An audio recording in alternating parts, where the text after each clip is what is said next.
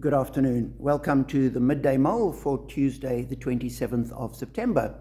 With Robert Murray McShane, one of the sections we read is the second half of Psalm 78, a maskil of David. He reviews the history of Israel leading up to the establishment of the kingdom of King David. And as he reflects on the wilderness years, as they'd walked through the desert, he reflects time and again on how they'd forgotten what God had done and turned away from him.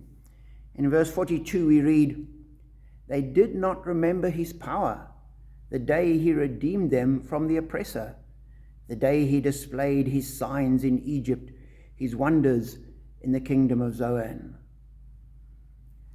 And then he goes on and lists the plagues that he'd been sent on Egypt to get them free.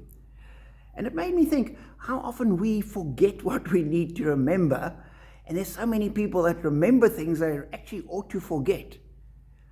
And as Christians, we need to hang on to those times when God has worked. We need to remember his word, which is eternal and unchanging, but we can also look back on times in our lives where God has worked with us and for us, and we've seen God doing things, if not in our lives, in the lives of other people, and we've seen what God has done. And we need to remember that. We need to hold on to that and need to say, this is our God and he's unchanging. Because otherwise we end up like the Israelites, and one thinks they're going through the wilderness and suddenly they run out of water and that becomes a catastrophe, and they go and threaten Moses and cause all sorts of problems. They didn't say, hold on, we're following God. And remember what God did in Egypt. Remember how he dealt with the problem of the Egyptians. Remember how he opened the Red Sea for us. Remember all that God had done for us in the past.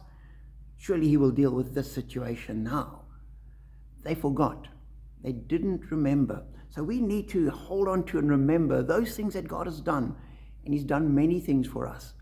And that needs to be an encouragement for us, particularly when we're struggling and when things aren't going well and when we think we can't continue and we have to give up. Say, no, God is with us, even here. And then sometimes there are some things that we've done and that people have done to us that we need to forget. And yet so often people hang on to them and cling to them and remember them and won't let go. Forget what needs forgetting. Remember what needs to be remembered, and hold on to God, and we are blessed.